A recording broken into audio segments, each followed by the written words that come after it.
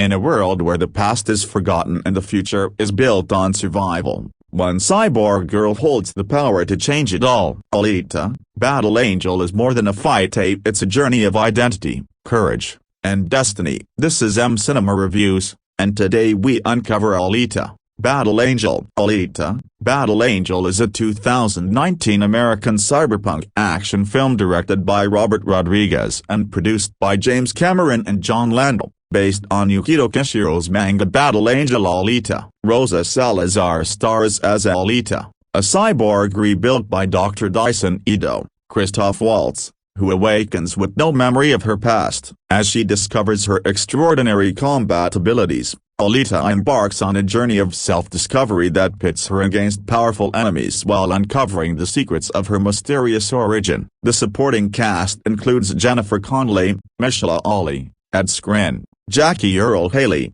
and Kian Johnson. The film blends live-action performances with groundbreaking performance capture CGI to bring the futuristic world of Iron City to life. Originally announced in 2003, the project spent years in development as James Cameron focused on Avatar and its sequels, before Robert Rodriguez took over directing duties in 2016. Filming ran from October 2016 to February 2017, primarily at Rodriguez's Troublemaker Studios in Austin, Texas, premiering at London's Odeon Leicester Square on January 31, 2019. Alita, Battle Angel was released in the U.S. on February 14 by 20th Century Fox. Despite mixed critical reception, it became Robert Rodriguez's highest-grossing film, earning $405 million worldwide. Its devoted fanbase and box office performance have fueled ongoing development of a sequel. In the year 2563,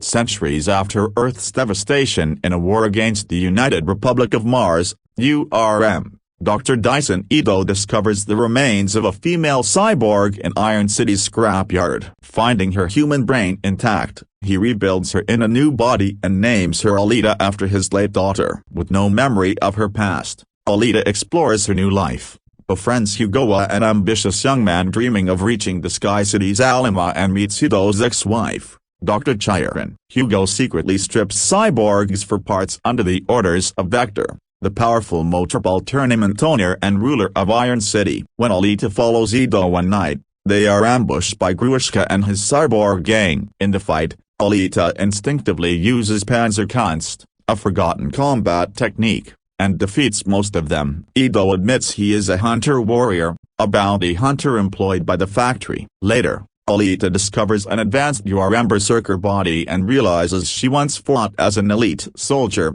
but Ido refuses to transfer her into it. Determined to embrace her warrior nature, she registers as a hunter-warrior herself. At the Kansas bar, Alita tries to rally other hunters to confront Grushka but ends up brawling with Zapan, another bounty hunter. An upgraded Grushka arrives on Nova's orders, severely damaging Alita before Ido, Hugo, and Teague drive him away. Regretting his refusal, Ido equips Alita with the berserker body, unlocking her full potential. Alita and Hugo fall in love, and she joins a motorball trial to earn money to help him reach Salem. Hugo, however, decides to abandon his criminal work, but Zapan frames him for murder and mortally wounds him. With Chiron's help, Alita saves Hugo by sustaining his severed head, later transplanted into a cyborg body by Ido. When she learns Vector's promises of Salem were lies, Alita confronts him, discovering Chiron has been harvested for her organs. She kills Vector and defeats Grushka for good,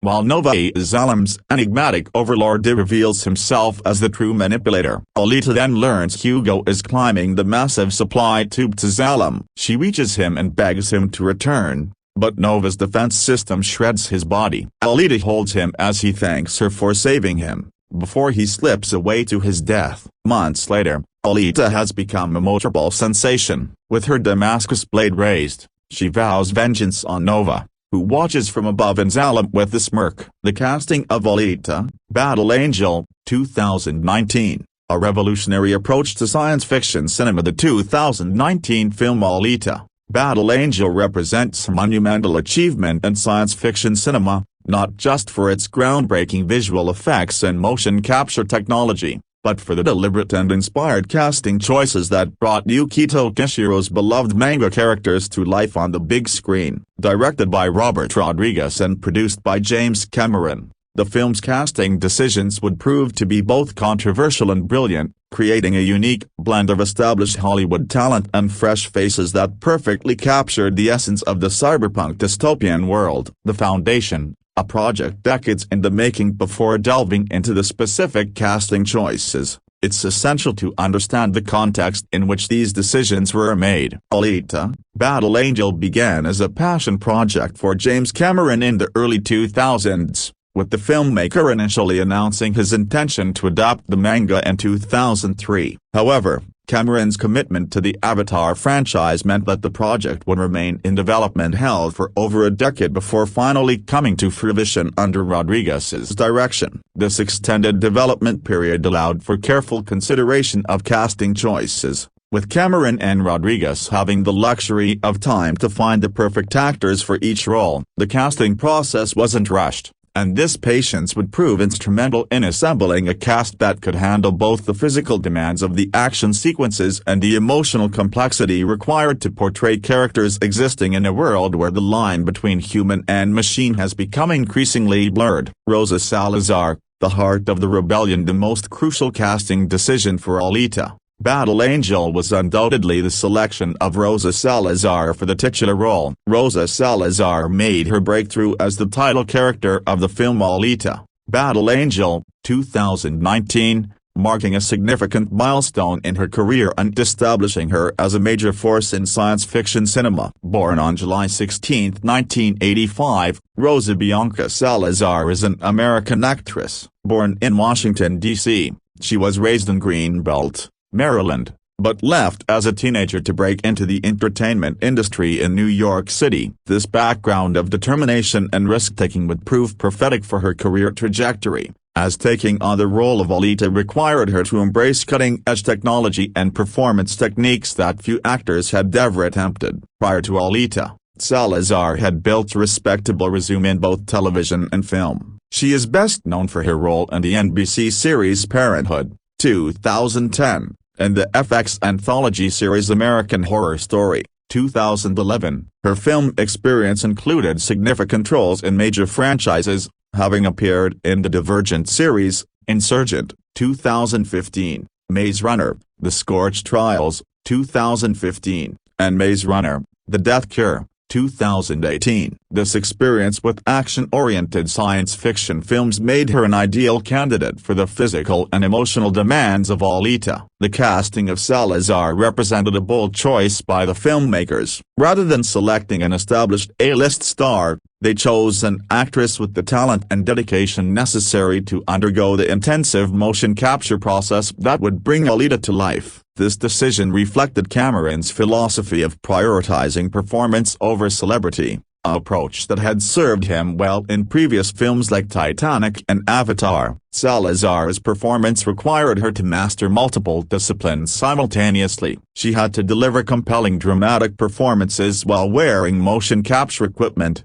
execute complex fight choreography, and maintain the physicality necessary to portray a cyborg warrior. Her background in television, particularly her work on American Horror Story, had prepared her for the demands of genre storytelling and the ability to find humanity within fantastical circumstances. The choice to cast a Latina actress as Alita also brought important representation to the science fiction genre. While the original manga character's ethnicity was deliberately ambiguous, Salazar's casting added depth and authenticity to the role while providing visibility for underrepresented communities in major blockbuster filmmaking. Christoph Waltz, the paternal scientist. The casting of Christoph Waltz as Dr. Dyson Ido represents one of the film's most inspired choices, bringing gravitas and emotional depth to what could have been a stereotypical mad scientist role. Christoph Waltz as Dr. Dyson Ido, a renowned cyborg scientist, part-time bounty hunter and Alita's father figure, perfectly encapsulates the complexity of this character who serves multiple functions within the narrative. Waltz,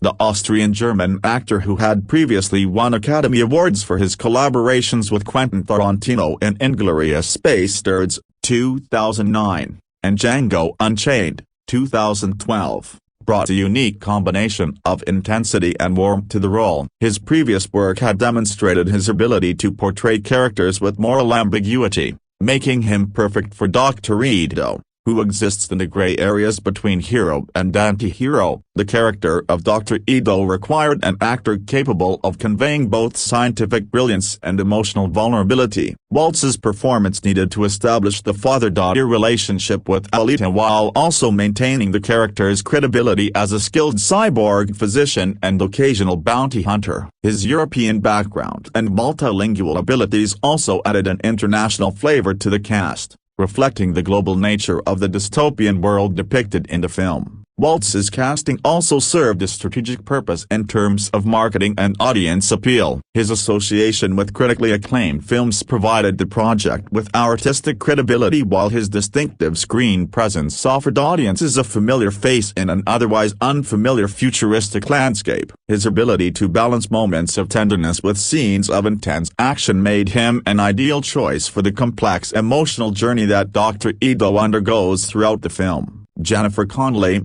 the conflicted antagonist. Jennifer Connelly's casting as Dr. Chiron brought Academy Award-winning talent to the role of one of the film's primary antagonists. Jennifer Connelly as Dr. Chiron required an actress capable of portraying a character whose motivations are both understandable and morally questionable, and Connelly's previous work had demonstrated her ability to navigate such complex territory. Connelly, who won the Academy Award for Best Supporting Actress for A Beautiful Mind, 2001, brought both intellectual credibility and emotional depth to the role of the brilliant but morally compromised scientist. Her character serves as both the love interest for Dr. Ido and an antagonist whose actions are driven by her own survival instincts and ambitions. This duality required an actress with the range to make both aspects of the character believable and compelling. The casting of Connelly also provided the film with another layer of gravitas and respectability. Her association with prestige dramas and acclaimed filmmakers helped to elevate the material beyond typical science fiction fare. Her ability to convey intelligence and sophistication made her perfect for the role of a scientist operating in the morally ambiguous world of Iron City. Connelly's performance required her to balance sympathy and menace,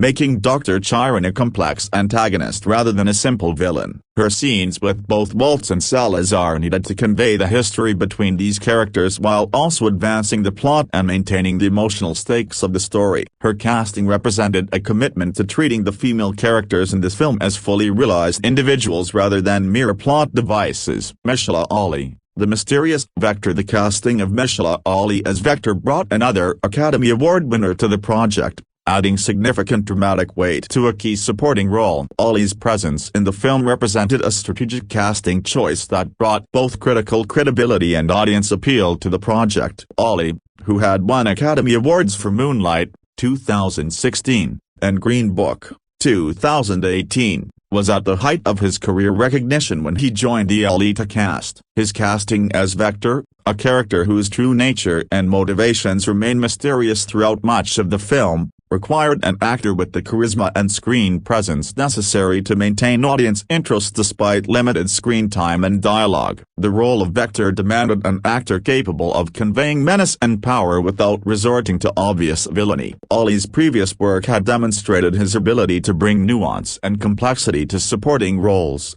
making him ideal for a character who operates in the shadows while wielding considerable influence over the events of the story. Ali's casting also contributed to the film's diverse ensemble, reflecting the multicultural nature of the dystopian society depicted in the story. His presence added another layer of prestige to the project while providing audiences with a familiar and respected face in the supporting cast. Ed Skrein, the ruthless bounty hunter. Ed Skrein's casting as Zapan brought a different energy to the film, providing audiences with a more straightforward antagonist whose motivations were driven by ego and cruelty rather than complex moral calculations. The British actor, known for his work in Deadpool, 2016, and The Transporter Refueled, 2015, brought the physicality and screen presence necessary for the role of the cyborg bounty hunter who becomes Alita's primary nemesis. Skrein's background in action films made him well suited for the physical demands of the role, which required extensive fight choreography and stunt work. His ability to portray characters with questionable morality had been demonstrated in his previous work, making him a natural choice for Zapan, whose vanity and ruthlessness drive much of the film's conflict. The casting of Skrein also provided the film with a clear antagonist whose motivations audiences could easily understand and despise. While other characters in the film operate in moral gray areas, Zapan serves as a more traditional villain, and Skrein's performance needed to make this character both threatening and ultimately defeatable. Jackie Earle Haley, the underground fight promoter. Jackie Earle Haley's casting as Gruishka brought veteran character actor credibility to the role of the cyborg enforcer and underground fight promoter. Haley, whose career renaissance had included acclaimed performances in Little Children, 2006, and Watchmen, 2009, brought both the menace and professionalism to the role. The character of Gruishka required an actor capable of conveying physical threat while also maintaining the intelligence necessary for someone who operates in the complex political landscape of Iron City. Haley's previous work had demonstrated his ability to portray characters who exist on the margins of society while maintaining their own moral codes and motivations. Haley's casting also provided the film with another experienced character actor who could elevate the material through his commitment to the role and understanding of genre storytelling. His ability to find the humanity in unsympathetic characters made him ideal for Gruishka,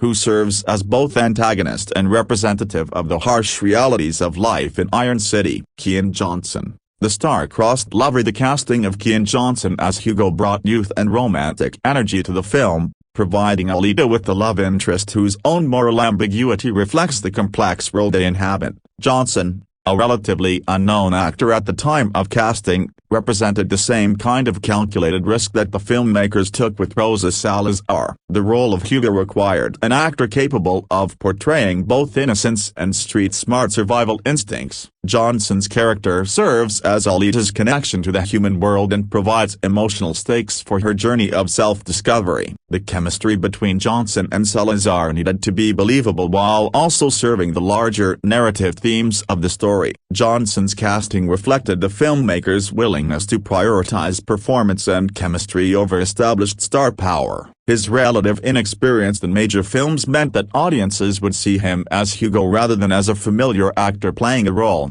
helping to maintain the immersive quality of the futuristic world. Supporting cast excellence. The supporting cast of Alita, Battle Angel included numerous talented actors who brought depth and authenticity to the world of Iron City. Jorge Lenborg Jr. as Tenji, Lana Condor as Camille, and various other performers contributed to creating a lived-in world that felt authentic despite its futuristic setting. The casting decisions for these supporting roles reflected a commitment to diversity and authenticity that enhanced the film's themes and visual storytelling. Rather than relying solely on established stars, the filmmakers assembled a cast that could convincingly portray the multicultural, economically stratified society depicted in the source material. The motion capture challenge. One of the most significant aspects of the Alita casting process was the need to find actors capable of delivering compelling performances while wearing motion capture equipment. This technology, which had been pioneered and refined through James Cameron's work on Avatar, required performers who could maintain their emotional connections to the material despite the technical challenges involved. Rosa Salazar's casting was particularly crucial in this regard, as her performance would be entirely translated through digital effects while maintaining the emotional authenticity necessary for audiences to connect with the character.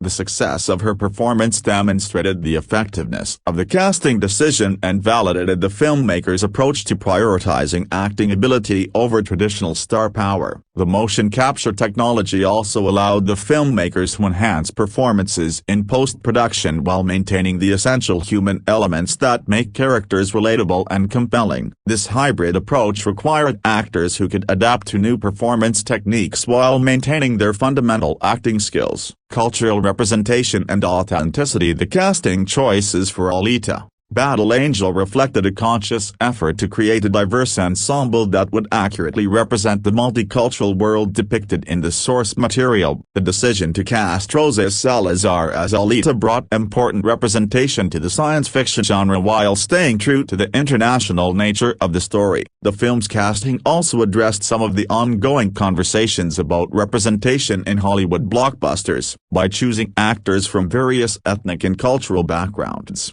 the filmmakers created a cast that reflected the global audience for science fiction films while also honoring the international origins of the source material. This approach to casting demonstrated an understanding that science fiction stories often work best when they reflect the diversity of human experience rather than relying on narrow demographic assumptions about genre audiences. The success of the film's international box office performance validated this approach and suggested that diverse casting can enhance rather than limit commercial appeal. The director's vision. Robert Rodriguez's approach to casting reflected his background in independent filmmaking and his willingness to take risks on less established actors. His previous work had demonstrated an ability to work effectively with ensemble casts while maintaining focus on character development and emotional authenticity. Rodriguez's collaboration with James Cameron also influenced the casting process, with both filmmakers sharing a commitment to technical innovation balanced with strong character development. Their combined vision required actors who could adapt to new technologies while maintaining the fundamental performance skills necessary for compelling storytelling. The success of the casting choices validated Rodriguez's approach and demonstrated his ability to work effectively with major studio resources while maintaining his distinctive filmmaking style. His direction of the cast helped to create performances that felt both technically accomplished and emotionally genuine. Legacy and impact. The casting of Alita, Alita, Battle Angel has had lasting impacts on both the careers of the individual actors and the broader landscape of science fiction filmmaking. Rosa Salazar's breakthrough performance established her as a major talent in the genre, leading to subsequent starring roles in projects like Netflix's Undone and Brand New Cherry Flavor. The film's approach to casting also influenced discussions about representation in blockbuster filmmaking, demonstrating that diverse casting choices can enhance rather than compromise commercial and critical success. The positive reception of the cast's performances showed that audiences were ready for science fiction stories that reflected a broader range of human experiences. The technical innovations required by the casting choices also pushed forward the development of motion capture technology and digital effects, influencing subsequent films and expanding the possibilities for future science fiction storytelling. The success of the cast in adapting to these new technologies validated the potential for hybrid performance approaches in major studio productions. Critical reception and performance analysis. The critical reception of the Alita cast was generally positive, with particular praise for Rosa Salazar's committed performance in the challenging title role. Rosa Salazar is quite good according to critics, with many reviewers noting her ability to maintain emotional authenticity despite the technical challenges of the motion capture process. The supporting cast also received recognition for their contributions to the film's success, with critics noting the effective chemistry between the ensemble members and their ability to create a believable world despite the fantastical elements of the story. The casting choices were seen as enhancing rather than detracting from the film's technical achievements. The positive critical reception of the cast's performances helped to establish the film as more than just a technical showcase, demonstrating that the human elements of the story remained central to its success. This balance between technical innovation and emotional authenticity became a key factor in the film's lasting appeal. Box office and commercial success. The commercial performance of Alita, Battle Angel validated many of the casting choices made by the filmmakers. While the film's domestic box office performance was modest, its strong international showing demonstrated the global appeal of the cast and story. The film's success in international markets particularly highlighted the effectiveness of the diverse casting approach. The commercial success also helped to establish Rosa Salazar as a bankable star in the science fiction genre, leading to increased opportunities and recognition within the industry. The positive audience response to her performance demonstrated that unknown actors could successfully carry major blockbuster productions when properly cast and supported. The film's merchandising success and continued fan support also reflected the effectiveness of the casting choices, with audiences forming strong connections to the characters as portrayed by the chosen actors. This ongoing fan engagement has kept the possibility of sequels alive and demonstrated the lasting impact of successful casting decisions, future implications and sequel possibilities. The success of the Alita casting has significant implications for potential sequel productions. The strong performances by the core cast members have created audience investment in seeing these characters continue their stories, making the return of key cast members essential for any future installments. Rosa Salazar's commitment to the role and her expressed interest in continuing the character's journey has been a key factor in ongoing sequel discussions. Her growth as an actor and increasing profile in the industry also adds to the potential commercial appeal of future films. The supporting cast members' availability and interest in returning would also play crucial roles in sequel development, as the ensemble nature of the story requires maintaining the relationships and dynamics established in the first film. The casting choices have created a foundation that would need to be preserved and expanded upon in future installments. Conclusion: a casting triumph. The casting of Alita, Battle Angel represents a masterclass in balancing commercial considerations with artistic vision. The filmmaker's decisions to prioritize performance ability over established star power, to embrace diversity and representation, and to support actors through the challenges of new technology created an ensemble that elevated the source material while remaining true to its essential themes. Rosa Salazar's breakthrough performance anchors the film and demonstrates the potential for unknown actors to succeed in major blockbuster roles when properly cast and supported. The supporting cast's contributions create a rich, believable world that enhances the story's themes while providing strong foundations for potential future installments. The success of these casting choices has implications beyond the individual film, influencing conversations about representation, technology, and storytelling in contemporary science fiction cinema. The legacy of Alita, Battle Angel's casting decisions will likely continue to influence filmmaking decisions for years to come, demonstrating that thoughtful, diverse casting can enhance both artistic and commercial success. The film stands as proof that science fiction cinema works best when it combines technical innovation with human authenticity, and that the most important special effect in any movie remains the connection between character and audience that only talented actors can create. The casting of Alita, Battle Angel achieved this balance while pushing the boundaries of what was possible in terms of performance and technology, creating a template for future science fiction productions to follow.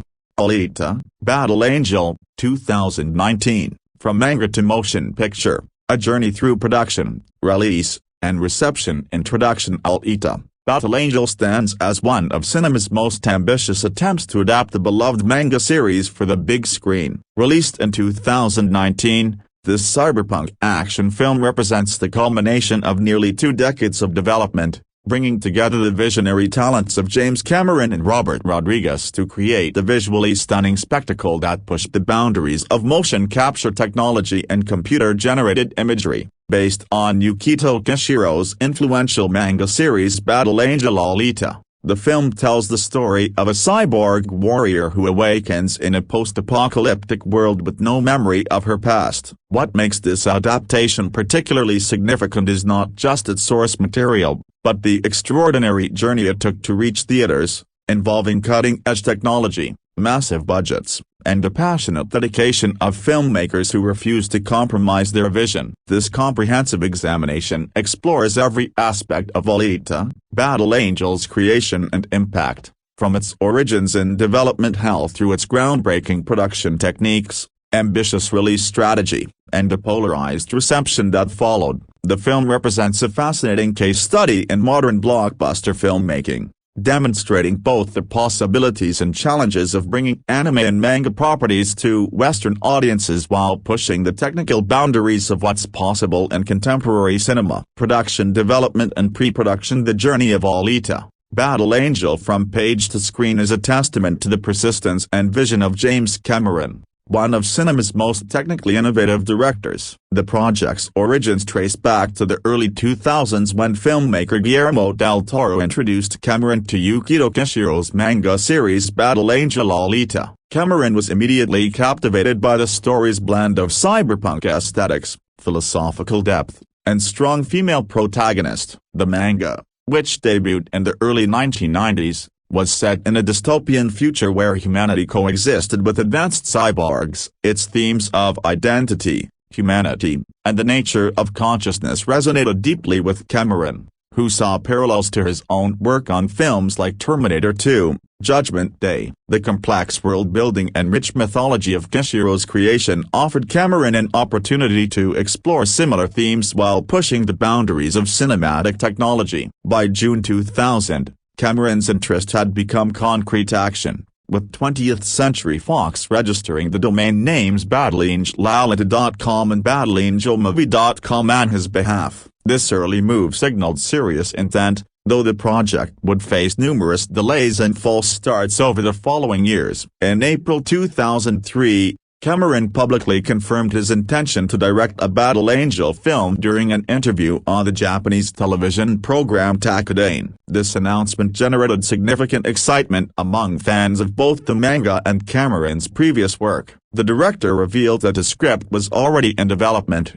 marking the first concrete step toward production. Initially, Battle Angel was scheduled to be Cameron's next project after his television series Dark Angel, which itself was influenced by the Battle Angel Alita manga. However, the entertainment industry's evolving landscape and Cameron's own expanding ambitions would repeatedly push the project back. By January 2005, the film was repositioned to follow Cameron's documentary Aliens of the Deep, but even this timeline would prove optimistic. The first major setback came in June 2005 when The Hollywood Reporter revealed that Battle Angel was being delayed while Cameron developed what was then known as Project 880. This mysterious project would eventually become Avatar, the film that would consume the next several years of Cameron's career and fundamentally alter the trajectory of Battle Angel. In February 2006, Entertainment Weekly reported that Cameron's deal with 20th Century Fox included provisions for producing both Avatar and Battle Angel, with the latter scheduled for release in September 2009. This arrangement reflected Fox's confidence in Cameron's vision and their willingness to support his long-term creative goals. Cameron himself described Battle Angel as the second of two planned film trilogies he was developing, with Avatar being the first. The scope of Cameron's ambitions became clearer in May 2006 when Variety reported that he had spent 10 months developing new technology specifically for Battle Angel's production. This technological focus would become a hallmark of the project, with Cameron viewing the film as an opportunity to push the boundaries of motion capture and computer-generated imagery even further than he had with Avatar. However, the success of Avatar created new complications for Battle Angel. The 2009 film's groundbreaking success and the subsequent demand for sequels meant that Cameron's attention would be divided for years to come. In October 2010, he confirmed that his next films would be two Avatar sequels rather than Battle Angel, though he emphasized that he had no intention of abandoning the project. Cameron's attachment to Battle Angel remained strong throughout this period. He repeatedly stated his love for the project and his reluctance to hand it off to another director. In June 2011, he reiterated that Battle Angel would not be produced until the Avatar sequels were completed, telling reporters that Battle Angel is not going to happen for a few years. This delay proved prescient, as the Avatar sequels would ultimately consume much more time than initially anticipated. During a July 2013 interview with Alfonso Cuarón, Cameron said 2017 is the target date for beginning Battle Angel production. This timeline reflected a more realistic understanding of the Avatar sequel schedule and Cameron's commitment to both projects. The director's perfectionist approach to filmmaking meant that he was unwilling to rush either project. Despite growing anticipation from fans, the project's fortunes changed significantly in October 2015 when The Hollywood Reporter revealed that Robert Rodriguez was in negotiations to direct the film. This development marked a crucial turning point, as it meant that Cameron would step back from directing duties while remaining as producer alongside John Landau. Rodriguez, known for his innovative independent filmmaking and later blockbuster work, brought a different but complementary sensibility to the project. The collaboration between Cameron and Rodriguez proved to be the key to unlocking Battle Angel's production. Cameron had written an extensive 186-page screenplay along with some 600 pages of notes,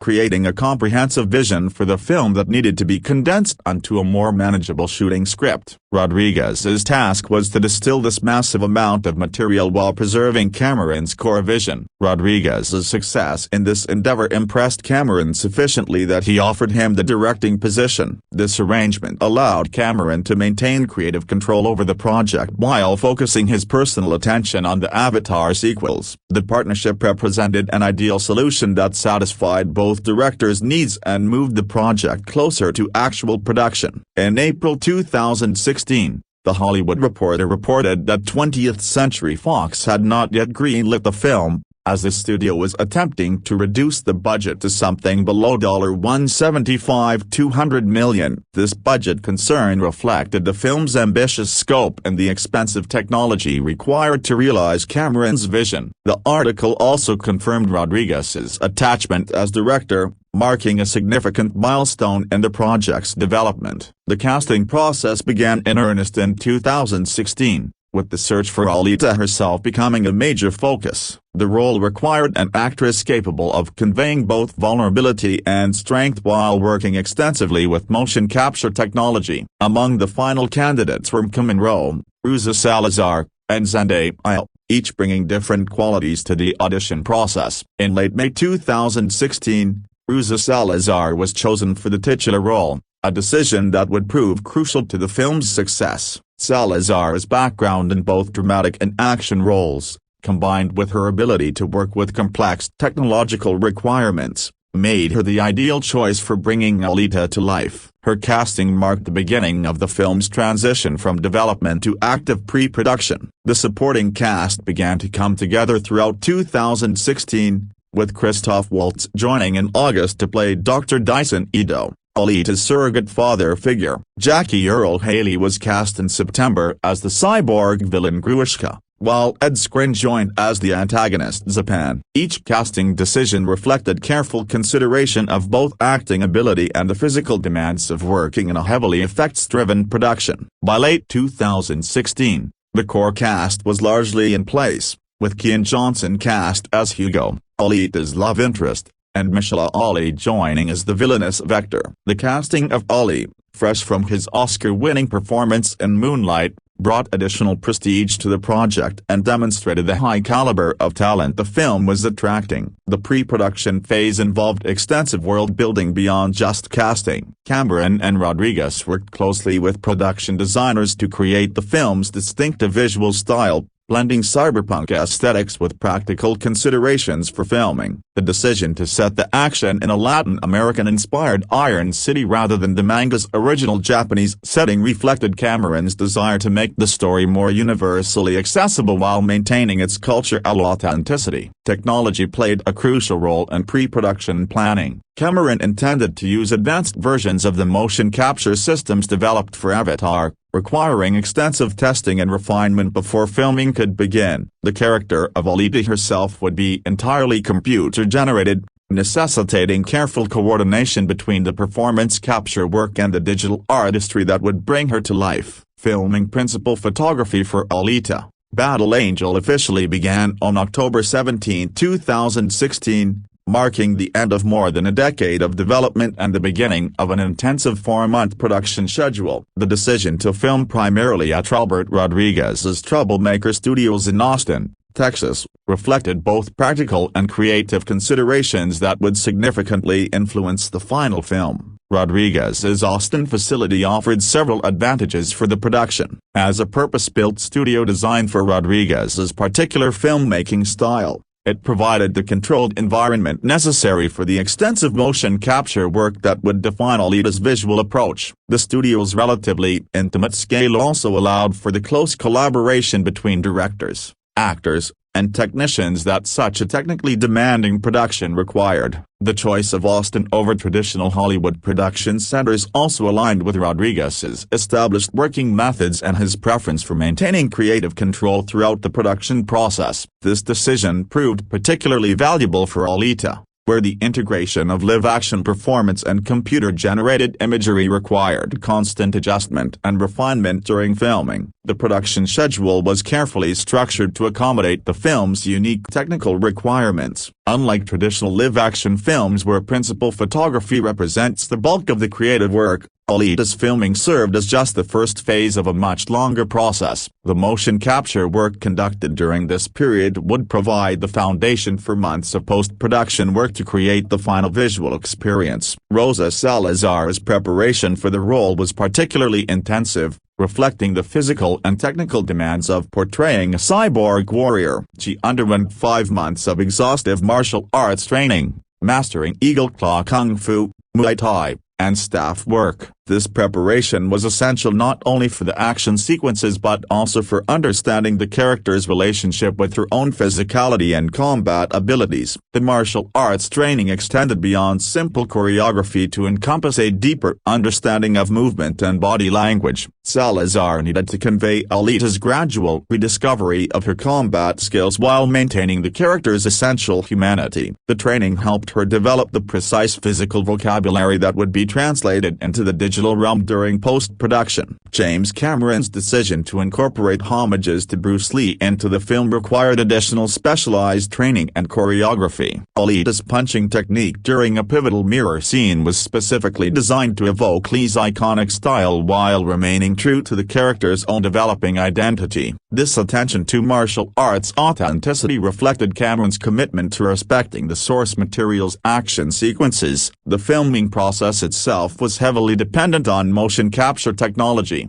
requiring a different approach to traditional cinematography. Salazar and other actors wore specialized suits embedded with sensors that would track their movements in three-dimensional space. This technology allowed the filmmakers to capture not just the actors' performances but also the subtle nuances of movement that would be crucial for the digital characters. The motion capture work extended beyond just the principal actors to include stunt performers and body doubles who would help create the film's elaborate action sequences. Every fight scene and chase sequence required careful choreography and multiple takes to ensure that the motion capture data would provide sufficient material for the post-production teams to work with. Lighting and set design during filming had to account for the eventual digital augmentation that would transform the live-action footage. Traditional cinematography approaches needed to be modified to ensure that the computer-generated elements would integrate seamlessly with the practical photography. This required close collaboration between the cinematography team and the visual effects supervisors throughout the production. The Aston location provided additional practical advantages for the production. The city's growing film industry infrastructure offered access to experienced crews and support services while maintaining cost advantages over traditional production centers. The local film community's enthusiasm for the project also contributed to a positive working environment during the intensive filming schedule. Weather considerations played a role in the production schedule, with the Aston climate providing generally favorable conditions for the extended outdoor filming required for many sequences. The production team's familiarity with local conditions, gained through Rodriguez's previous films, helped minimize weather-related delays and complications. The film's ambitious action sequences required careful coordination between multiple departments during filming. Car chases, fight scenes, and the elaborate motorball sequences all needed to be choreographed and filmed with a post-production pipeline in mind. This meant that traditional concerns about lighting, framing, and editing had to be balanced against the technical requirements of the motion capture and visual effects work. Cast dynamics during filming were crucial to maintaining the collaborative atmosphere necessary for such a technically demanding production. The ensemble cast, including established veterans like Christoph Waltz and rising stars like Rosa Salazar, needed to work together effectively despite the unusual filming conditions imposed by the motion capture technology. The integration of practical effects with digital planning during filming required constant communication between departments. Practical explosions, vehicle crashes,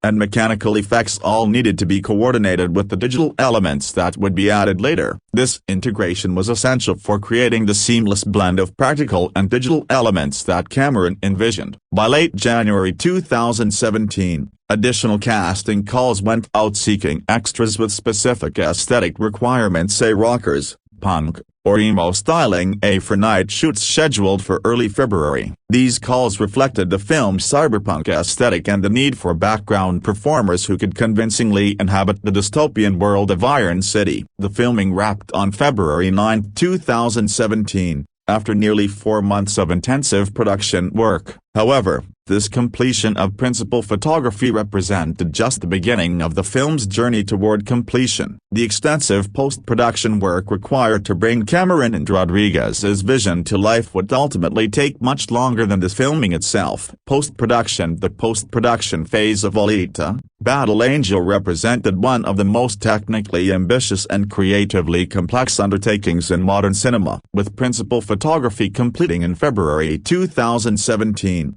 the film's post-production team faced the monumental task of transforming hours of motion capture data and live-action footage into a cohesive visual spectacle that could realize Cameron's decade-long vision. The post-production work was distributed among several premier visual effects companies, with Weta Digital serving as the primary vendor, supported by DNIG and Framestore. This collaboration brought together some of the industry's most experienced and innovative visual effects artists under the supervision of Joel Lettery, Eric Sandin, Nick Epstein, Raymond Chen, and Nigel Denton-Hose. The choice of these supervisors reflected the project's need for expertise in both traditional visual effects and cutting-edge motion capture technology. Weta Digital's role as the primary vendor was particularly crucial, as the company would be responsible for creating the digital version of Alita herself. This character represented the film's greatest technical challenge, requiring the creation of a fully computer-generated protagonist who could carry the emotional weight of the entire story while interacting seamlessly with live-action actors and environments. The process of creating Alita's digital character began with Rosa Salazar's motion capture performances,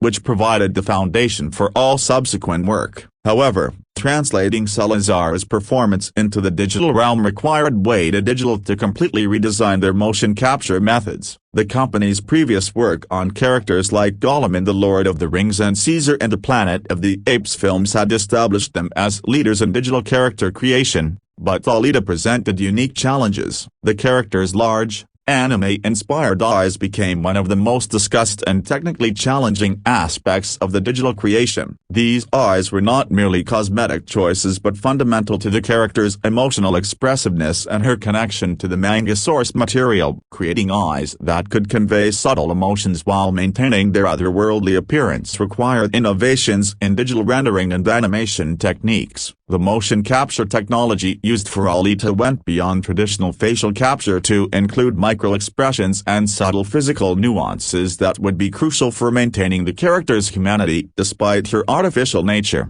Weta Digital's teams had to capture and translate every aspect of Salazar's performance while modifying it to work with Alita's distinctive physical characteristics. The integration of the digital Alita with the live-action environments and actors required extensive collaboration between multiple departments. Lighting teams had to ensure that the digital character would appear naturally lit in every scene, while animation teams worked to make her movements and interactions feel authentic and physically grounded. This work required constant refinement and adjustment throughout the post-production process. Beyond Alita herself, the film required the creation of an entire digital world. Iron City, the film's primary setting, needed to feel like a lived-in, authentic environment despite being largely computer-generated. The city's design incorporated elements of Latin American architecture and signage, reflecting Cameron's decision to relocate the story from its original Japanese setting to a more globally accessible context. The multiple sequences represented another major post-production challenge, requiring the creation of elaborate action scenes that would be both visually spectacular and narratively meaningful. These sequences needed to capture the brutal, gladiatorial nature of the sport while showcasing Alita's evolving combat abilities and her relationship with the other characters. The film's action sequences throughout required careful balance between practical and digital elements. Fight scenes needed to feel physically grounded and emotionally authentic while incorporating the enhanced capabilities that the cyborg characters possessed. This balance required extensive collaboration between the stunt coordinators who had worked during filming and the animation teams who would enhance and extend their work in post-production. Color grading and visual styling work during post-production helped establish the film's distinctive aesthetic. The cyberpunk genre demanded a specific visual language that could convey both the advanced technology and the social decay that characterized the story's world. The color palette and lighting choices made during post-production would be crucial for establishing the film's mood and atmosphere. Sound design during post-production faced the unique challenge of creating audio landscapes that would complement the film's hybrid practical digital nature. The cyborg characters required distinctive sound signatures that would help audiences understand their artificial nature while maintaining their emotional connection to human characters. Environmental sounds needed to support the world building while enhancing the action sequences. The film's musical score,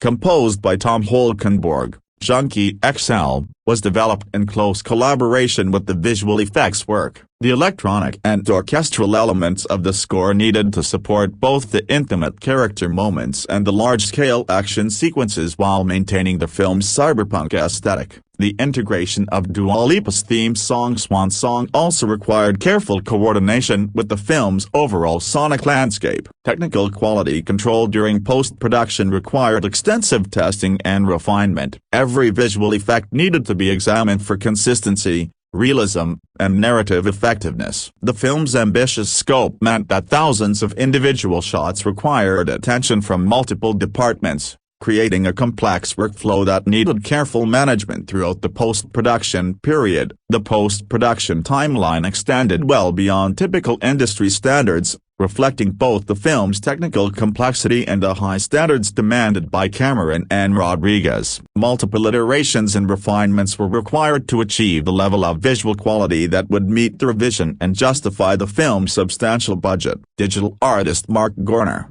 who worked on the film for a year and a half, commented in October 2018 that pre-production work was mostly finished, indicating the extensive duration and complexity of the post-production process. This timeline reflected the careful attention to detail that characterized every aspect of the film's creation. The post-production work also included extensive planning for the film's 3D presentation, which was a crucial element of Cameron's vision. The stereoscopic version required additional technical considerations throughout the visual effects process, ensuring that the 3D presentation would enhance rather than distract from the storytelling. By the time post-production was completed, Alita, Battle Angel represented one of the most technically sophisticated films ever created, with nearly every frame incorporating some level of digital enhancement or creation. The seamless integration of these elements would ultimately determine whether the film's ambitious vision would succeed in reaching audiences. Music. The musical landscape of Alita, Battle Angel represents a crucial component of the film's cyberpunk aesthetic and emotional resonance,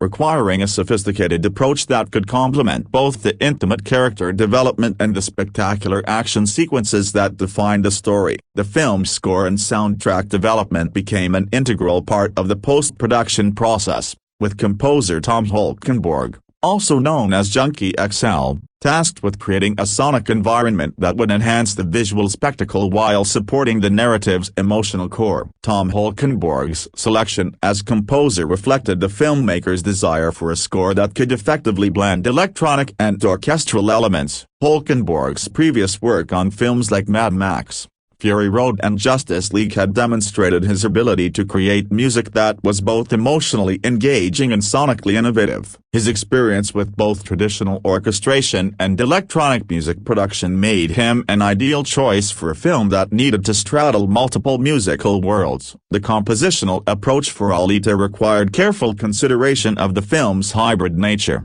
with its blend of practical and digital elements demanding a similarly integrated musical approach. Holkenborg's score incorporated both synthesized and acoustic instruments, creating a sonic palette that could reflect the film's themes of humanity and technology while supporting its cyberpunk setting. The character of Alita herself required a distinctive musical identity that could evolve throughout the film as she discovers her past and develops her sense of self. Holkenborg created recurring motifs and themes that could be developed and transformed across different scenes, providing musical continuity while allowing for dynamic variation based on the narrative requirements of individual sequences. The multiple sequences presented particular challenges for the musical scoring, requiring music that could enhance the visceral excitement of the sport while maintaining the film's overall tonal consistency. These sequences needed to feel both futuristic and emotionally grounded, requiring careful balance between electronic aggression and melodic accessibility. Action sequences throughout the film demanded music that could support the complex choreography while enhancing the emotional stakes of each encounter. Holkenborg's approach integrated rhythmic complexity with harmonic sophistication,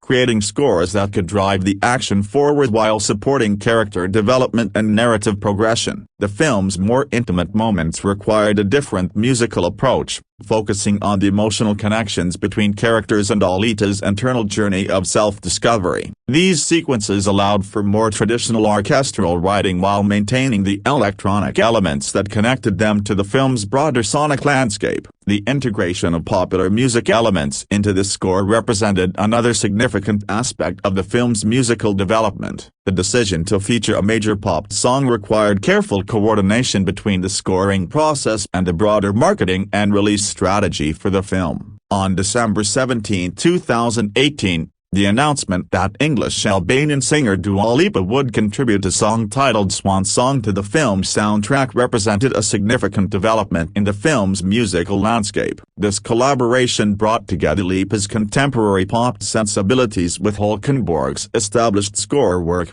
creating a unique musical moment that could appeal to both film score enthusiasts and mainstream pop audiences. Swan Song was specifically written for the film, with Hulkenberg serving as co-writer alongside Lipa and other collaborators. This collaborative approach ensured that the song would integrate effectively with the film's overall musical environment while maintaining its identity as a standalone pop composition. The song's development required careful consideration of both its narrative function within the film and its potential commercial appeal. The song and its accompanying music video were released on January 24, 2019. Providing an early taste of the film's musical approach while serving important marketing functions in the weeks leading up to the film's release. The music video, directed by Floria Sigismondi, incorporated visual elements that complemented the film's aesthetic while creating a standalone artistic statement. The integration of Swan Song into the film required careful placement and mixing to ensure that it would enhance rather than disrupt the narrative flow. The song's emotional themes needed to align with the film's character development while providing a memorable musical moment that could resonate with audiences. The complete soundtrack album was released digitally on February 14, 2019,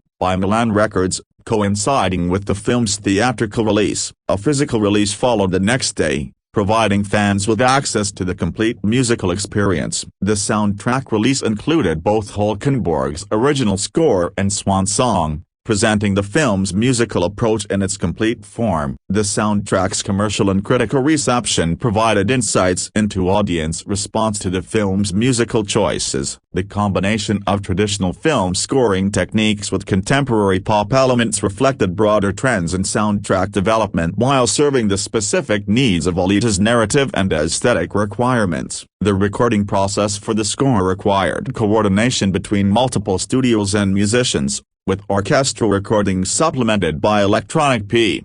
Not only through critical reception but also through the soundtrack's commercial performance and its contribution to the film's overall cultural impact. Released theatrical. The theatrical release of Alita, Battle Angel represented the culmination of nearly 2 decades of development and production work, requiring a carefully orchestrated global campaign that could introduce audiences to a complex science fiction world while justifying the film's substantial production investment. The release strategy needed to account for the film's unique position as both a high-concept blockbuster and an adaptation of source material that was relatively unknown to mainstream Western audiences. The film's world premiere took place on January 31, 2019, at the prestigious Odeon Leicester Square in London. This venue choice reflected both the film's international appeal and the prestige that 20th Century Fox hoped to associate with the project. The London premiere served multiple functions,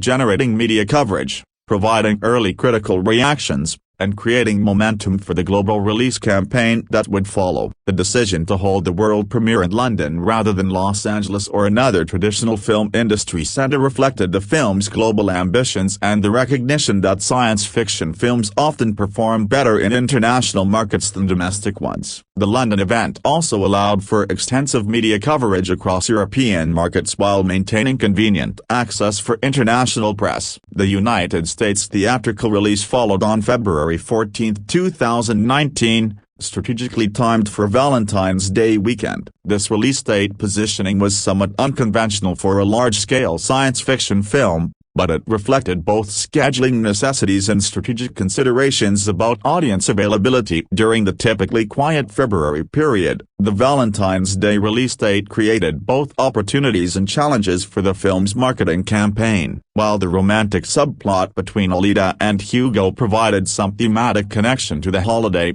the film's primary appeal was clearly oriented toward action and science fiction audiences rather than traditional romantic film viewers. The marketing team needed to navigate these potentially conflicting associations while building awareness among target demographics. The film's release schedule had undergone significant changes during development and post-production. Originally scheduled for July 20, 2018, the film was first delayed to December 21, 2018. before ultimately settling on the February 2019 date. These delays reflected both the complexity of the post-production work and strategic considerations about competitive positioning within the release calendar. The decision to move away from the summer 2018 release date was particularly significant, as summer traditionally provides the most favorable conditions for large-scale blockbuster releases. The move to February represented both a recognition of post-production realities and a strategic calculation that the film might perform better with reduced competition during a traditionally quieter period. The December 2018 date was abandoned in favor of February 2019,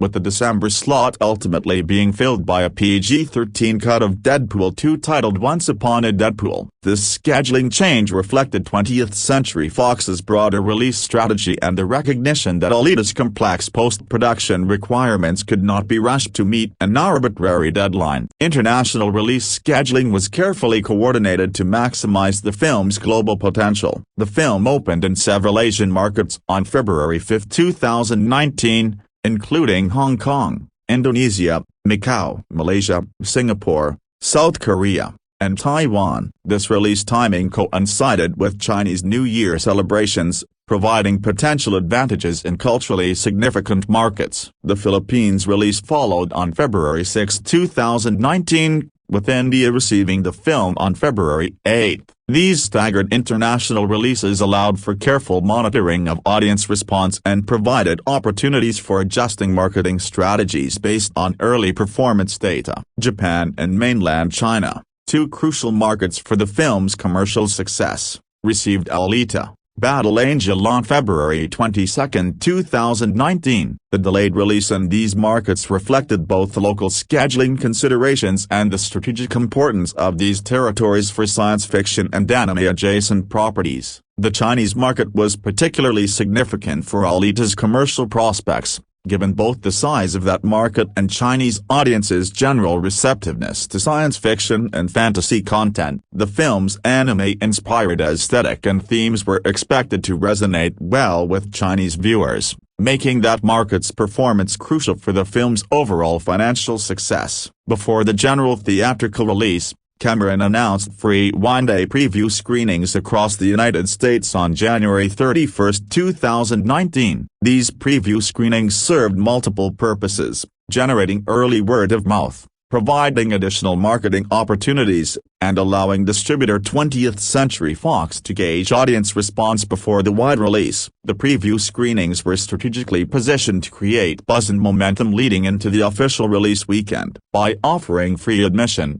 the distributor could ensure strong attendance while generating positive audience experiences that might translate into favorable social media coverage and word-of-mouth recommendations. The film's exhibition strategy included significant emphasis on premium formats, particularly 3D presentations and IMAX screenings. Cameron's background in 3D technology and his commitment to the format made 3D presentation a crucial component of the intended viewing experience. The film was specifically designed and post-produced with 3D presentation in mind, requiring exhibitors to provide appropriate technical capabilities. IMAX presentations represented another important component of the exhibition strategy. The large format presentation could showcase the film's visual spectacle while commanding premium ticket prices that would help offset the substantial production costs. IMAX's sound systems and visual presentation capabilities were particularly well-suited to the film's action sequences and world-building elements. The theatrical release of Alita, Battle Angel marked a historically significant moment as the final film released by 20th Century Fox as an independent studio. On March 20, 2019,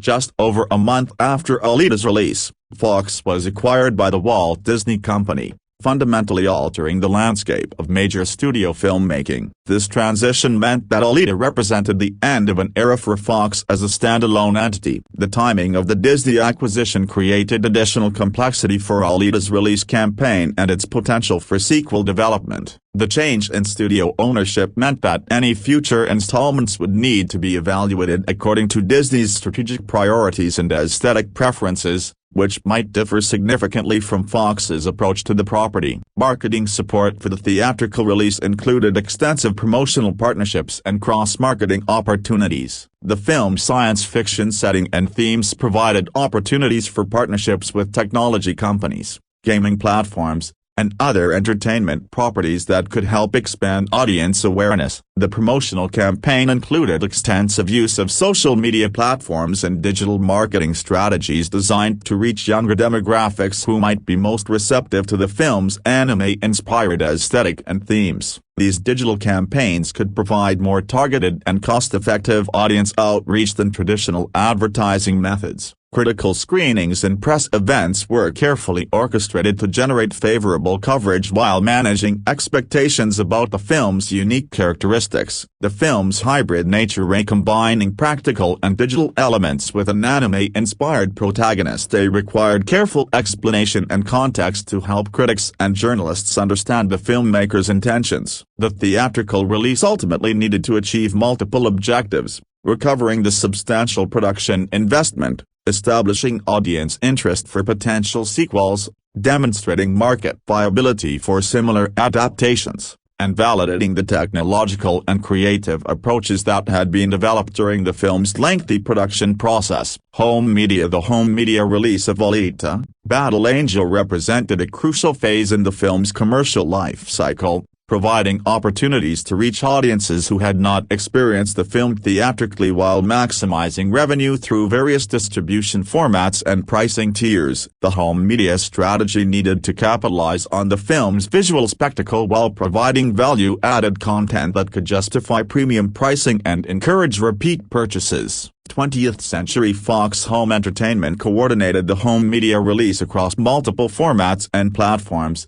beginning with digital platforms on July 9, 2019. This digital-first approach reflected industry trends toward streaming and download services while providing immediate availability for audiences eager to revisit the film or experience it for the first time. The digital release timing, approximately 5 months after the theatrical release, represented a balanced approach between maximizing theatrical revenue and satisfying consumer demand for home viewing options. This window allowed sufficient time for theatrical revenue to be captured while preventing excessive audience migration to piracy or alternative viewing methods. Physical media releases followed on July 23, 2019, including Blu-ray, 4K Ultra HD, and DVD formats. The multi-format approach ensured compatibility with various home entertainment systems while providing options for different price points and quality preferences. Each format was designed to showcase the film's visual achievements within the technical constraints of the respective medium. The 4K Ultra HD release was particularly significant for Alita,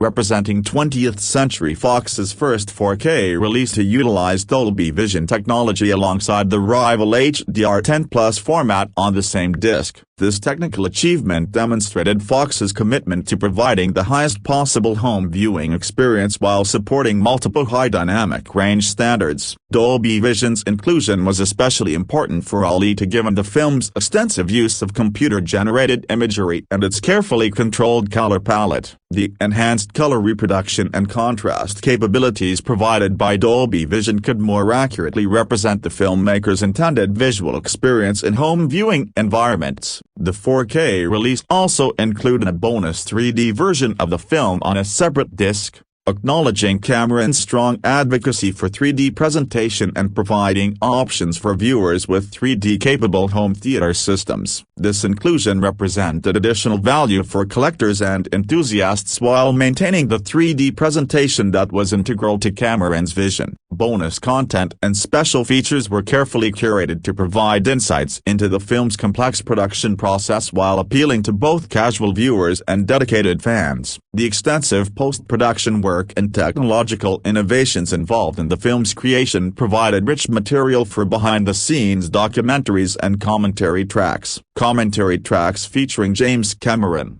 Review.1 voiceover, Rebecca Brayton, written by Michael Winans. Top 10 Reasons Why Alita, Battle Angel Might Actually Blow People's Minds. Could this be the film to break the anime adaptation curse? Welcome to Watch Mojo, and today we'll be counting down our picks for the top 10 reasons why Alita, Battle Angel might actually blow people's minds. For this list, we'll be looking at some of the promising things about this live-action CGI adaptation of the beloved manga and OVA, Battle Angel Alita. Many have predicted that it would be one of 2019's biggest critical and commercial flops, but first impressions and early reviews are giving us cause to hope for the best. Here are some reasons to give it a shot. Number 10. Amazing action. The trailers for this 2019 film promised big things across a wide range of categories, including on the action front. Thankfully, at least based on an early screening reaction by Jobload.com's editor-in-chief,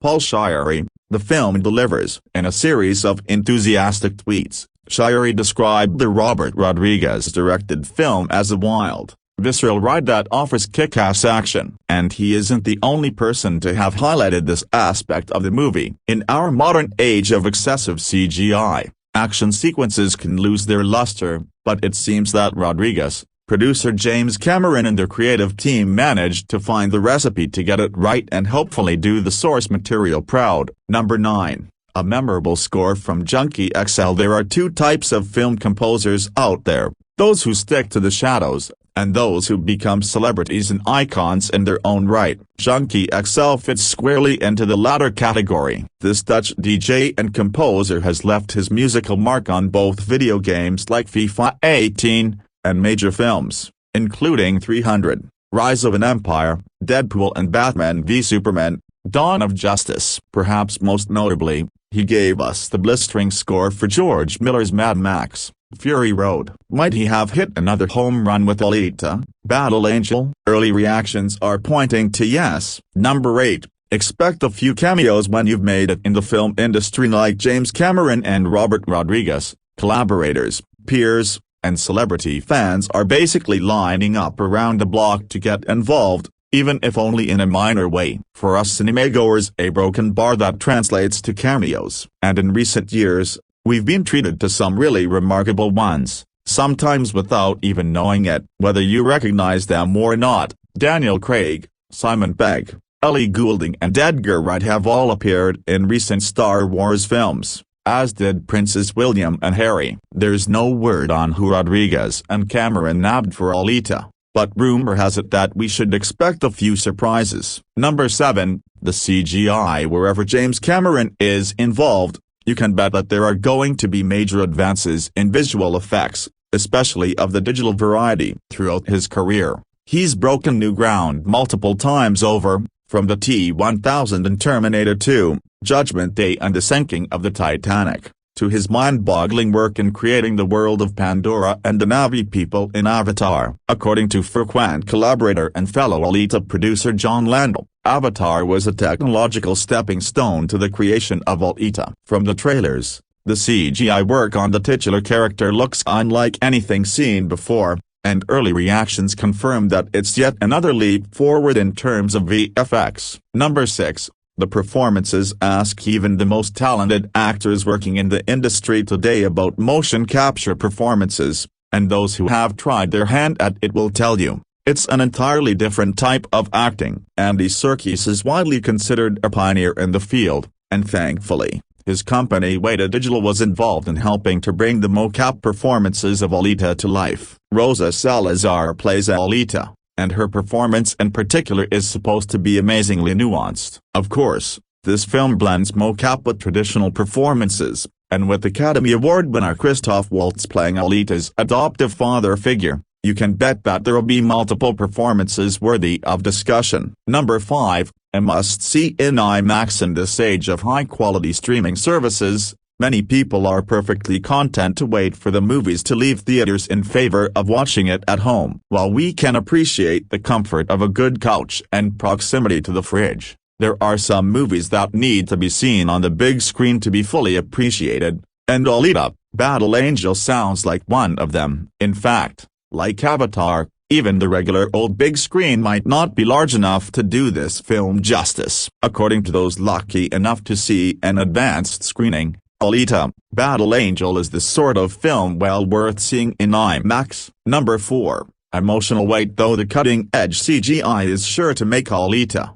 Battle Angel a spectacular visual experience, A film can't connect with its audience on technological wizardry alone. For a film to really resonate and leave a lasting impression, it needs an emotionally driven story. If the various trailers have set out to convey one thing, it's that despite all the action, this film is one grounded by a deeply personal story about identity and acceptance. Alita might be a cyborg, but she's an emotionally complex character, a cyborg with heart and nuanced relationships. Where so many recent blockbuster films have failed to make us care for the hero, Alita clearly aims to be different. Number 3. The characters. What drives emotional stories are of course the characters. Even with stunning visuals and detailed world building, a movie is DOA without compelling characters that we can actually relate to. Fortunately, Alita has been described as a complex protagonist by those lucky enough to see an early screening. Better still,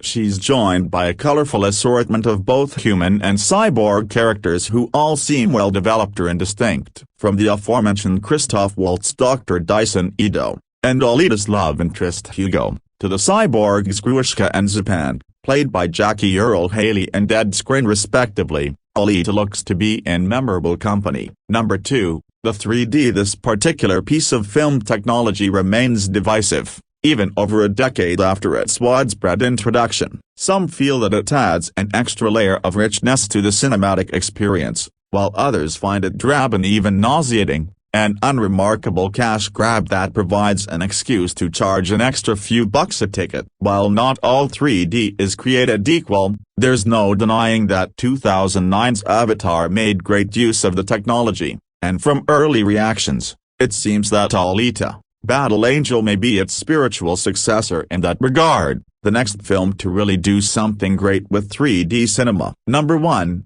It's a live-action anime adaptation that actually works. Western adaptations of popular anime and manga have not fared well in theaters, typically failing on 3 counts, at the box office, with critics and with fans of the source material. In addition to the general concerns about whitewashing, such adaptations tend to oversimplify complex plots, dilute the weirder aspects of properties to appeal to wider audiences, or just totally botch the supernatural, sci-fi or other surreal VFX-reliant elements. The early word though is that Alita, Battle Angel is crafted with more care and attention to detail than similar adaptations before it. After seeing the film, DC Daily's Hector Navarro tweeted, "More anime, manga adaptations like this please. Only time will tell, but we sure hope so." Review. 2. If you can get past the massive eyes of its robot heroine, Robert Rodriguez's new action epic is a lot of dizzying,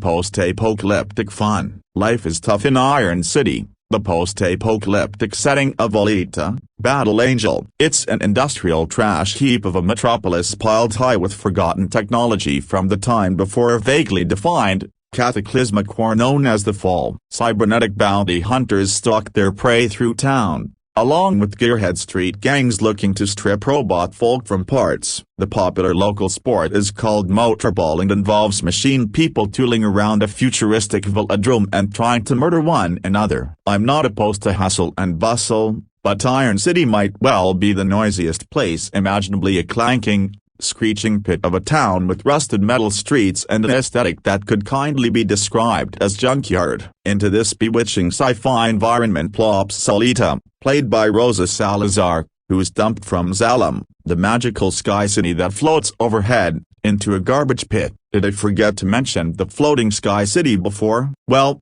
I'm just following the storytelling approach of Alita, which is fond of dropping seismic bits of information into the viewer's lap out of nowhere. There's a sudden flashback to a spectacular battle on the moon and the introduction of a mysterious supervillain called Nova, who can possess people and make their eyes turn blue. At one point, the Academy Award winner Christoph Waltz says the phrase "Panzerkunst" with the utmost seriousness, and the audience is supposed to immediately grasp what he's talking about. I loved it all. I'm defenseless before any dizzyingly silly sci-fi epic that downloads gigabytes of lore into the viewer's brain by means of a simple hero's journey narrative. Think of films like Jupiter Ascending, Valerian and the City of a Thousand Planets. Even last year's Aquaman, a colorful, mega-budgeted nonsense splashed onto a grand canvas. Alita, Battle Angel is based on Yukito Kishiro's manga series Gun, adapted by James Cameron, who also produced, and Lita Calligridis. The film is directed by Robert Rodriguez, whose previous efforts include bewildering CGI-boosted epics such as Spy Kids and Sin City. True to its origins, Alita is a living cartoon of a film, which only makes its ridiculousness easier to absorb. The biggest ask the movie makes of its audience is to accept the unusual look of its leading lady, which no other character shares. Alita is performed via motion capture by Salazar, an up-and-coming star who made a significant impression in the Maze Runner series. When Alita falls from the sky, she's just a head and torso ready to be plugged into a cyborg body. The kindly Dr. Dyson Ido, Waltz, obliges, and Alita wakes up, opening two eyes the size of dinner plates. It's amazing that nobody sings Jeepers Creepers at any point, because these are some hefty peepers, computerized onto Salazar's face to mimic the exaggerated style of manga and to set her apart from the regular old humans wandering around Iron City. Still, if you can take the mental leap demanded by Alita's distinctive appearance, then the rest of the film should follow. Alita doesn't have one main story. It has a loose, episodic feel, illuminating different stages of its heroine's past and eagerly setting up a potential sequel that will likely never come to pass, if box office tracking is to be trusted. After receiving her robot body, Alita learns the rules of Iron City from Dr. Ido, then runs into the mysterious robotics expert Chiron, Jennifer Connelly, the motorball crime lord Vector, Michelle Ali, the bounty hunters Zapan, Ed Skrin, and Gruishka, Jackie Earle Haley, and the heartthrob street urchin Hugo, Kian Johnson. The film is a coming-of-age teen caper that evolves into a sports movie that evolves into a Born Identity-style action drama, as Alita unlocks the full range of her powers from her previous, forgotten life. Most importantly, there's action and lots of Ida beautifully rendered,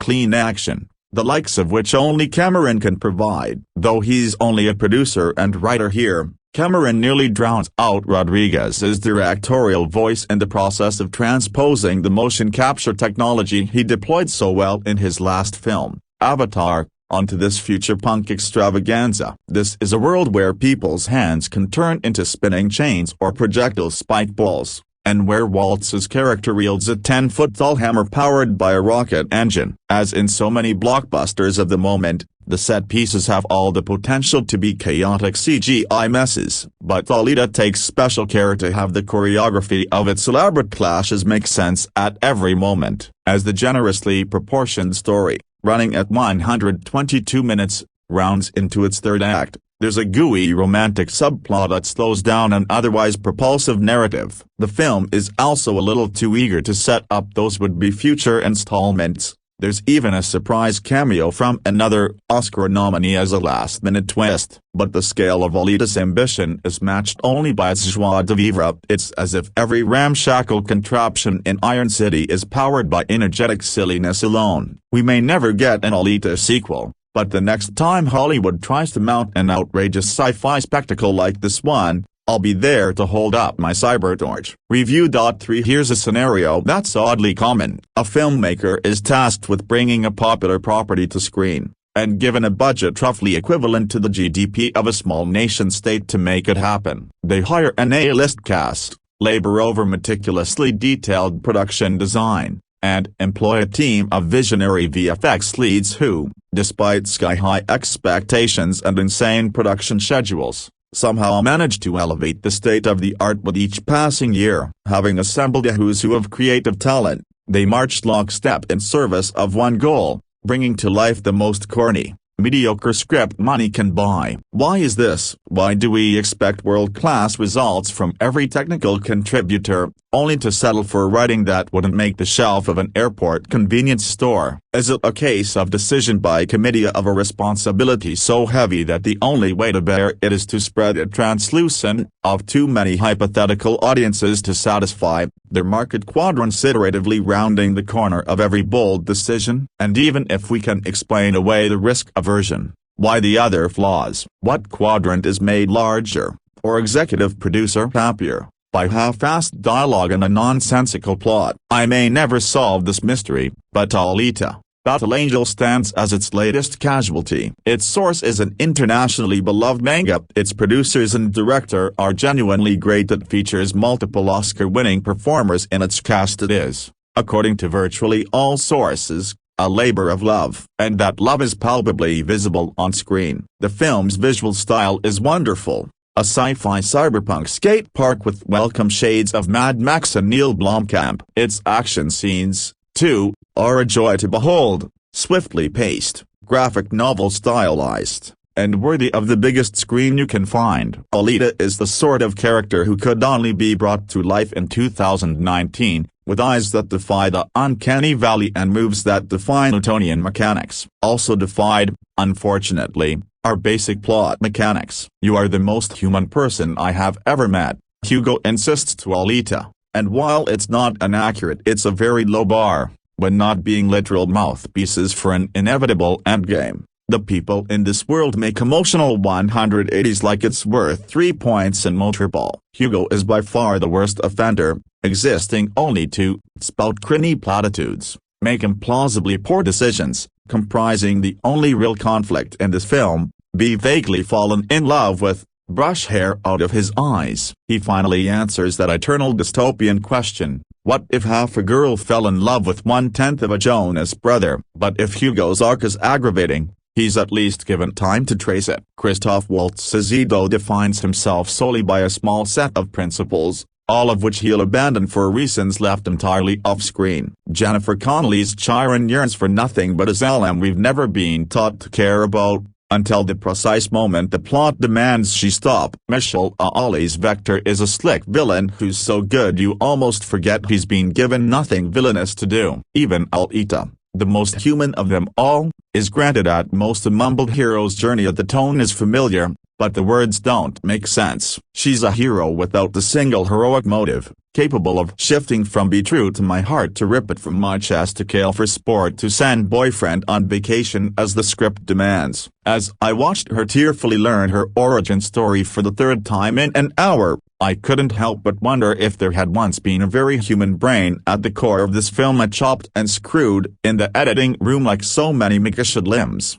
Alita, Battle Angel is a legitimately dazzling achievement, and I'm rarely one to nitpick over plot, but I thought this one really strained credulity. Chris and I talk Equilibrium, Elysian, and What's Under the Undercity in episode 543 of the spoiler warning review. For the first trailer for Alita, Battle Angel sets out the stall for the film, both faithful to the look of the manga's big-eyed heroine and ready to adapt both story and characters to the modern day. Robert Rodriguez is the man who got it done when Avatar distracted James Cameron from the task. He wrote the script with Lita Calagridis and remains aboard as producer, and we called him up yesterday to get the lowdown on this first glimpse of the film. On working with Cameron, this just doesn't happen. Guys like Quentin Tarantino and Jim Cameron only write scripts for themselves to direct. When Avatar becomes the biggest movie of all time, he told me that he's going to spend the rest of his career making _Avatar_S,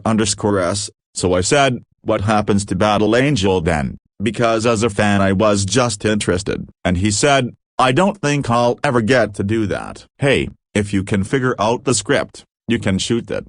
So I took it home, spent all summer working on it, cut it down to 130, 125 pages, without cutting anything that he missed. It was a great gift. We had a blast. Anytime I had a question I could just call him or email him and he would send back these hugely detailed answers that were so helpful. He just loves being the producer that he always wants. The guy's just so freaking smart. Getting to learn from someone like that was the greatest internship ever. Alita, Rosa Salazar, that's such an important character, and you start wondering, can we find the right person to play this role? Who's gonna pop? A lot of terrific people came in, and then she showed up and I'd never cried before in an audition. That was embarrassing. I thought, let me watch the tapes, because sometimes when you see somebody in a room it doesn't translate to the screen, and the other way around. Sure enough, it was on the tape too. I cried again. I sent it to Jim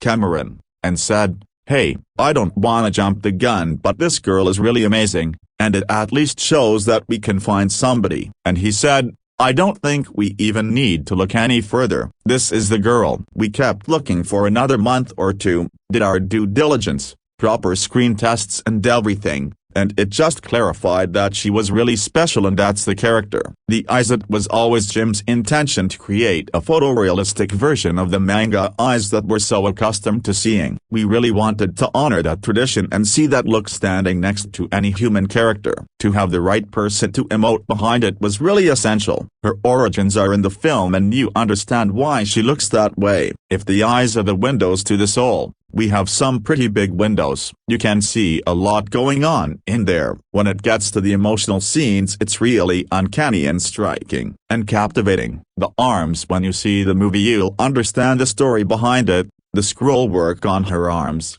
But it's one of those things. It was another thing that took my breath away in Jim's early art. There was the scroll work that a father would create for his daughter on her body to replace another body. It's all meticulous detail and clockwork design. When you're filming it, it looks like a gray sack because it's a capsule suit, but I'm thinking to the future going, okay, a year and a half from now when the effects are done it's probably going to be really striking, so I'm going to get really close to this sack and hope. Iron City. The scrapyard where Ido finds Alita is in Iron City. The city in the sky was Tafaris in the manga and I think Zalem in the anime. That's what we're calling it in the movie. It's way to doing the effects. They just do the best work. I've never gotten to work with a company like that before. So much great stuff comes in from way to every day that every day is Christmas. You're seeing the movie slowly come to life and you're like, wow, that's amazing.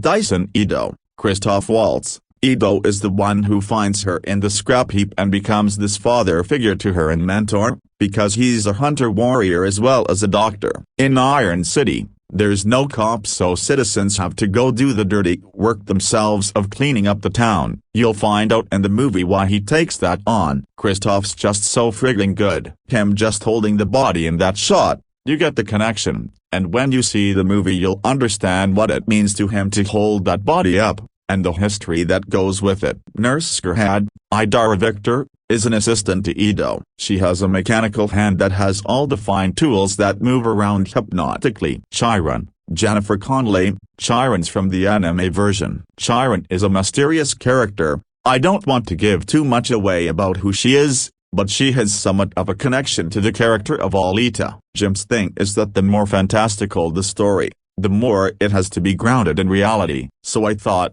let's really cast these roles up because it'll elevate the whole project. So Christoph, and Jennifer Connelly as Chiron, and then Michelle Ollie, who I'd worked with before on Predators, won an Oscar during the making of the movie, so we ended up with 3 Oscar winners in the cast. Hugo, Kean Johnson. He had to be a very young man, like 19, 20 years old. And he also has to have a level of maturity because you grow up fast in Iron City. You've got to be very world-weary by 19, so finding somebody with that kind of street smarts, and someone where you would understand someone as cool as Alita falling in love with, that's a tall order. This kid kept coming in and there was something about him. We screen tested him and he really just kept getting better and better every time he came in. He's a real find. I think it's his first big feature. Vector, Nova, Michelle Ollie. He plays Vector, who's famous from the manga as a black market dealer who Hugo works for, and then there's a villainous character called Nova who can, like, ride through other people. He can take over their bodies, so he has to play someone else. That was really fun. We got the actor to come in and do the main role he's playing, but then you kind of have to create a whole other character with him. I showed his footage to Jim and he was like, it's a totally different person. Posture, voice, the look in their eye. It's a lot of fun for an actor to do that. 1, to play the first character but then have to come up with the second character on top. Zapan, Ed Skrin, he was in a grey body sack and owned it. As you see in the trailer, the cyborg body comes all the way up his neck and into his head, so it has a makeup effect that makes his face look like it's floating. And you're walking around trying to badass in a grey sack and a flimsy grey plastic sword hanging from your belt. but he was just so comfortable. I kind of combined him with another character in Jim's script when I tried to condense it, so he has a really villainous turn. It actually becomes a much better role in the film than it was in the manga. So you see a bit of him stalking after one of the characters. He gets really deadly. He is formidable and snake-like, and Ed is so fun and terrific. Gruishka, Jackie Earle Haley. Gruishka is one of the main adversaries and Jackie is fantastic. He sent us an audition tape that was just awesome. He had the voice and the rage, and he doesn't have to be 9 tall, because we can make him that. He plays one of the biggest badasses in the movie, Jackie Earle Haley, and it looks like him. You don't see that much in the trailer, but even though we completely redesigned his head to look more like Gruishka, his face just cuts through. His performance is completely there. It looks like Jackie, but crazy big and strong. Nishana, Izagon's A tilde inverted exclamation mark Les, I discovered her for From Dusk Till Dawn, the TV series, and she was in Baby Driver recently. She's wonderful. I told her, this part may not seem like a huge part when you read it, but trust me, you're going to be all visual effects. You're going to be wearing a body sack and you're going to look amazing. I think you're going to have a lot of fun with it.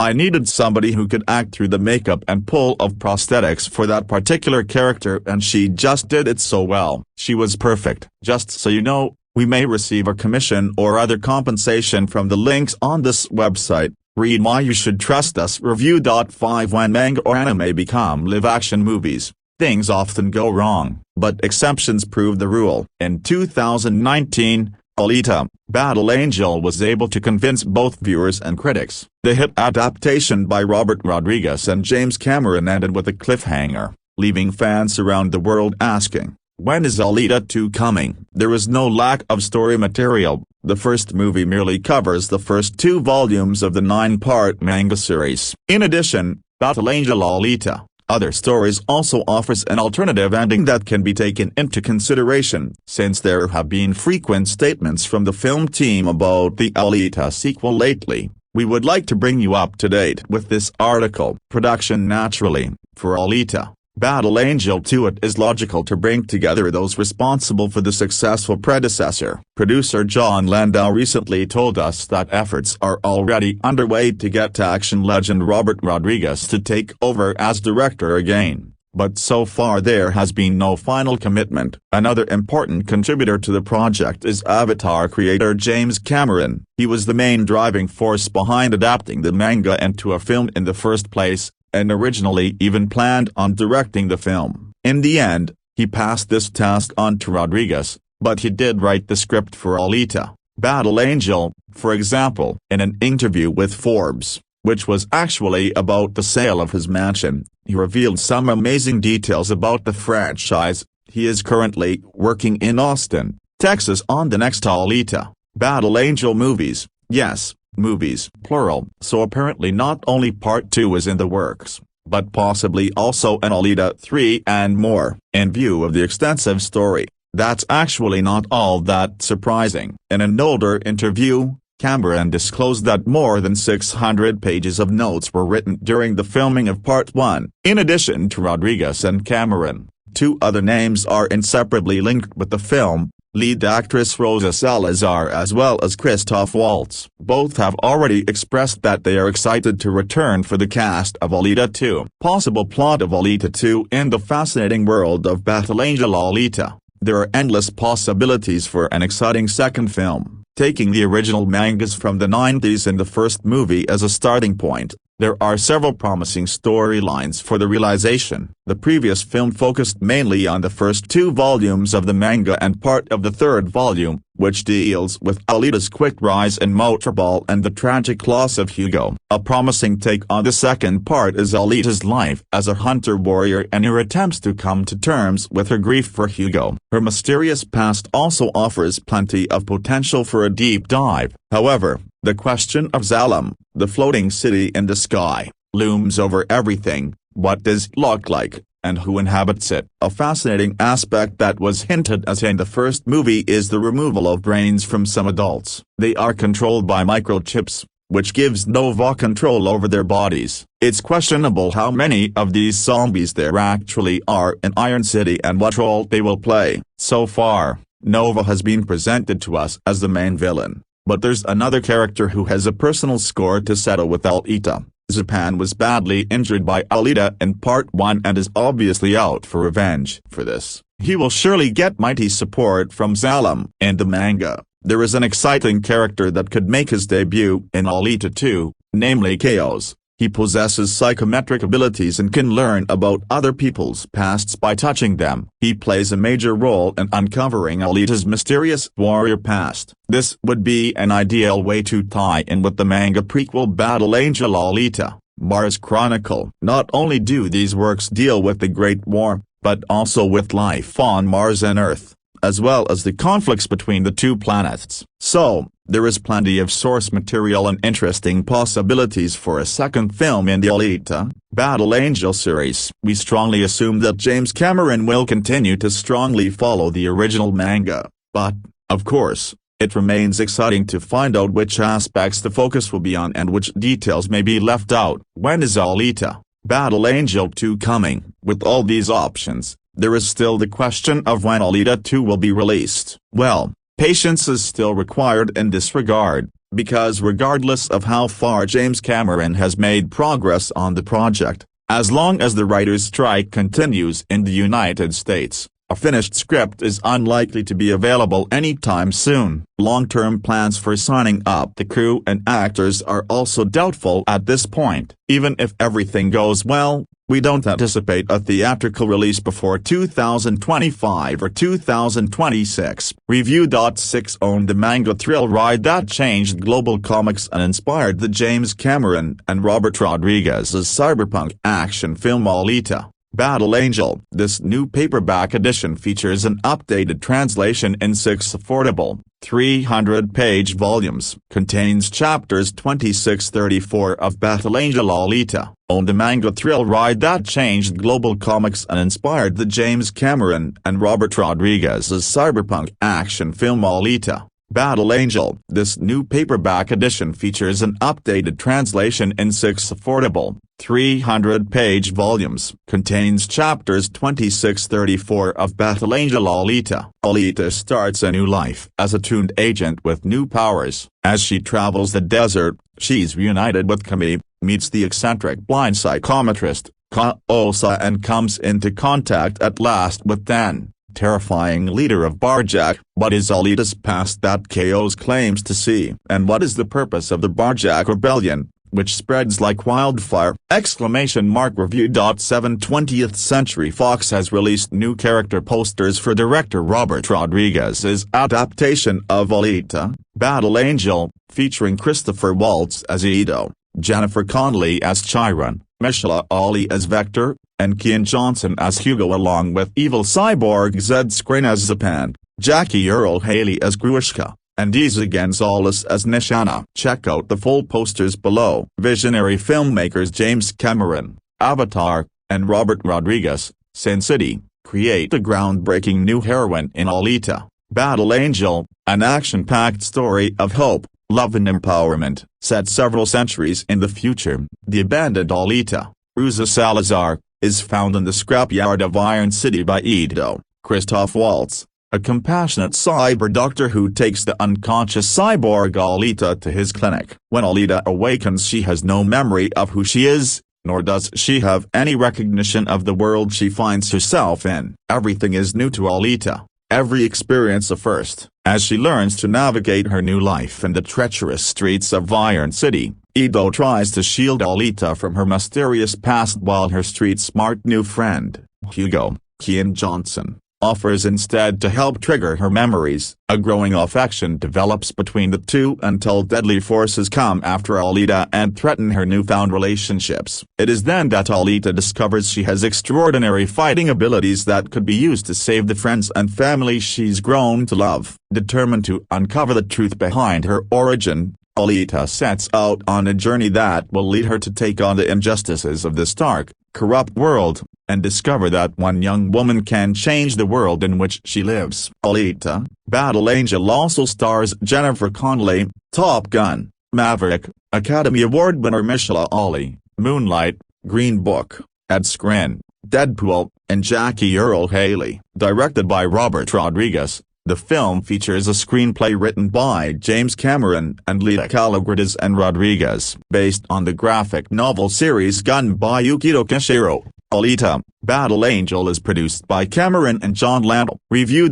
Aid from the jungles of Pandora to the dystopian post-Judgment Day future of the Terminator movies, James Cameron is a master world builder. And in the upcoming Alita, Battle Angel, produced by Cameron and directed by Robert Rodriguez, we're getting a whole new vision of the future to explore a post-apocalypse and the aftermath of a technological fall, where mechanical upgrades are the norm and the entire shape of civilization has changed. And into that world comes Alita herself, a disembodied A-Corp, awakened and given a new body by Christoph Waltz's Dr. Ido, who's destined to find out that she's someone pretty special. But the titular character is far from the only cyborg on the block. Along the way she'll be facing off against a bunch of hardwired adversaries. We've got 2 exclusive new images, as seen in the upcoming January 2019 issue of Empire, showing off 2 of those formidable foes. First up is Ed Skrein as Zapan, James Cameron's personal favorite piece of design in the film. And then there's the hulking Grushka, turning Jackie Earle Haley into a 9-foot-tall killing machine. He's got brute strength, but he's also empowered by these cyber doctors, Haley tells Empire. One of his skills is that he's got these talon-like fingers that can shoot across the room, pierce just about anything and snap back just as fast. Read plenty more about Alita, Battle Angel and the cover feature of this month's Empire, hitting shelves on Thursday 29th of November. Also inside the issue, we kick off Empire 30 our 30th anniversary celebrations with an exclusive personal essay from James Cameron, and a reader Q&A with the man himself. Keep up to date with all the latest movie news. Click here to subscribe to Empire on great magazines and have the latest issue delivered to your door every month. Just so you know, we may receive a commission or other compensation from the links on this website. Read why you should trust us. Review. 9 Robert Rodriguez directing an action movie based on a popular manga property with James Cameron writing the script is a hell of a prospect. Rodriguez has an eye for a good punch-up and Cameron knows how to tell an effects-driven story. What could possibly go wrong? It's hard to tell, but with Alita, Battle Angel something clearly has. We're whisked off to the year 2563. A period in human history where a great war, called the Fall, has decimated mankind, leaving the poor in vast slums while at least one city in the sky remains out of reach. Dr. Dyson Ido, Christoph Waltz, is scouring the junkyards for spare parts. He's a cyborg doctor, and humans are very much up for replacing their key parts with machinery. And Ido is a good guy, happy to help those in need and, to ease his own pain, perhaps build a young girl to replace the daughter he lost. When he stumbles across the upper torso and head of an abandoned robot girl, his eyes light up. He soon has her walking and talking again,